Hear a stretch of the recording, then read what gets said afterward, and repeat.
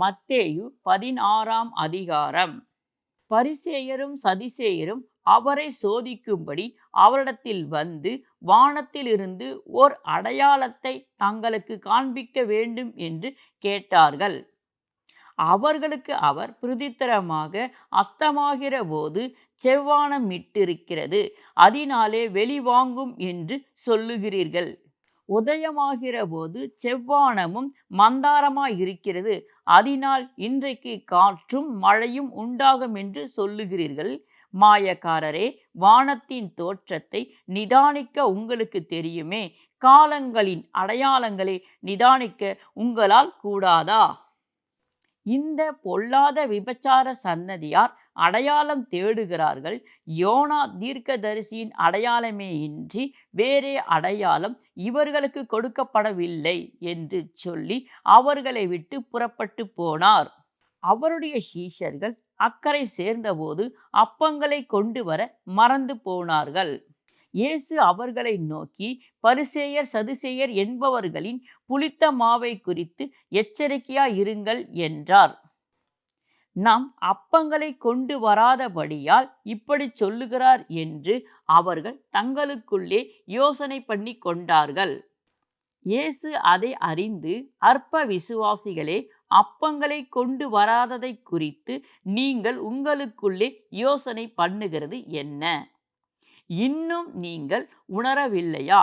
5 அப்பங்களை 5000 பேருக்கு பகிர்ந்ததையும் மீதியானதை எத்தனை கூட நிறைய எடுத்தீர்கள் என்பதையும், 7 அப்பங்களை 4000 பேருக்கு பகிர்ந்ததையும் மீதியானதை எத்தனை கூட நிறைய எடுத்தீர்கள் என்பதையும் நீங்கள் நினையாமல் போனீர்கள். பரிசேயர் சதுசேயர் என்பவர்களின் புளித்த மாவுக்கு எச்சரிக்கையாயிருக்க வேண்டும் என்று நான் சொன்னது அப்பத்தை குறித்து சொல்லவில்லை என்று நீங்கள் உணராதிருக்கிறது எப்படி என்றார். அப்பொழுது அவர் அப்பத்தின் புளித்த மாவை குறித்து எச்சரிக்கையாய் இருக்க வேண்டும் என்று சொல்லாமல், பரிசேயர் சதுசேயர் என்பவர்களின் உபதேசத்தை குறித்தே அப்படி சொன்னார் என்று அறிந்து கொண்டார்கள். பின்பு இயேசு பிலிப்பு செசரியாவின் திசைகளில் வந்தபோது தம்முடைய சீஷரை நோக்கி, மனுஷகுமாரனாகிய என்னை ஜனங்கள் யார் என்று சொல்லுகிறார்கள் என்று கேட்டார். அதற்கு அவர்கள், சிலர் உம்மை யோவான்ஸ்தான் என்றும், சிலர் எலியா என்றும், வேறு சிலர் எரோமியா அல்லது தீர்க்கதரிசிகளில் ஒருவர் என்றும் சொல்லுகிறார்கள் என்றார்கள். அப்பொழுது அவர், நீங்கள் என்னை யார் என்று சொல்லுகிறீர்கள் என்று கேட்டார். சீமோன் பேதுரு பிரதித்திரமாக, நீர் ஜீவனுள்ள தேவனுடைய குமாரனாகிய கிறிஸ்து என்றான். இயேசு அவனை நோக்கி, யோனாவின் குமாரனாகிய சீமோனே, நீ பாக்கியவான். மாம்சமும் இரத்தமும் இதை உனக்கு வெளிப்படுத்தவில்லை, பரலோகத்தில் இருக்கிற என் பிதா இதை உனக்கு வெளிப்படுத்தினார். மேலும் நான் உனக்கு சொல்லுகிறேன், நீ பேதுருவாய் இருக்கிறாய். இந்த கல்லின் மேல் என் சபையை கட்டுவேன், பாதாளத்தின் வாசல்கள் அதை மேற்கொள்வதில்லை. பரலோக ராஜ்யத்தின் திறவுகோலை நான் உனக்கு தருவேன். பூலோகத்திலே நீ கட்டுகிறது எதுவோ அது பரலோகத்திலும் கட்டப்பட்டிருக்கும், பூலோகத்திலே நீ கட்டவிழ்ப்பது எதுவோ அது பரலோகத்திலும் கட்டவிழ்க்கப்பட்டிருக்கும் என்றார். அப்பொழுது தாம் கிறிஸ்துவாகிய இயேசு என்று ஒருவருக்கும் சொல்லாதபடிக்கு தம்முடைய சீஷர்களுக்கு கட்டளையிட்டார்.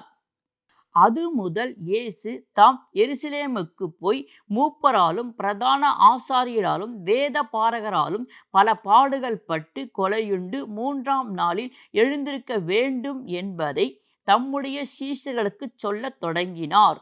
அப்பொழுது பேதுரு அவரை தனியே அழைத்து கொண்டு போய், ஆண்டவரே, இது உமக்கு நேரிடக்கூடாது, இது உமக்கு சம்பவிப்பதில்லை என்று அவரை கடிந்து கொள்ளத் தொடங்கினான். அவரோ திரும்பி பேதுருவை பார்த்து, எனக்கு பின்னாக போ சாத்தானே, நீ எனக்கு இடலாயிருக்கிறாய். தேவனுக்கு ஏற்றவைகளை சிந்தியாமல் மனுஷருக்கு ஏற்றவைகளை சிந்திக்கிறாய் என்றார். அப்பொழுது இயேசு தம்முடைய சீஷர்களை நோக்கி, ஒருவன் என்னை பின்பற்றி வர விரும்பினால் அவன் தன்னைத்தான் வெறுத்து தன் சிலுவையை எடுத்துக்கொண்டு என்னை பின்பற்ற கடவான். தன் ஜீவனை ரட்சிக்க விரும்புகிறவன் அதை இழந்து போவான். எண்ணின் மித்தமாக தன் ஜீவனை இழந்து போகிறவன் அதை கண்டடைவான். மனுஷன் உலகம் முழுவதையும் ஆதாயப்படுத்திக் கொண்டாலும் தன் ஜீவனை நஷ்டப்படுத்தினால் அவனுக்கு லாபம் என்ன? மனுஷன் தன் ஜீவனுக்கு ஈடாக என்னத்தை கொடுப்பான்? மனுஷகுமாரன் தம்முடைய பிதாவின் மகிமை பொருந்தினவராய் தம்முடைய தூதர்களோடு கூட வருவார். அப்பொழுது அவனவன் கிரிகைக்கு தக்கதாக அவனவனுக்கு பலன் அளிப்பார். இங்கே நிற்கிறவர்களில் சிலர் மனுஷகுமாரன் தம்முடைய ராஜ்யத்தில் வருவதை காணும் முன் மரணத்தை ருசி பார்ப்பதில்லை என்று மெய்யாகவே உங்களுக்கு சொல்லுகிறேன் என்றார்.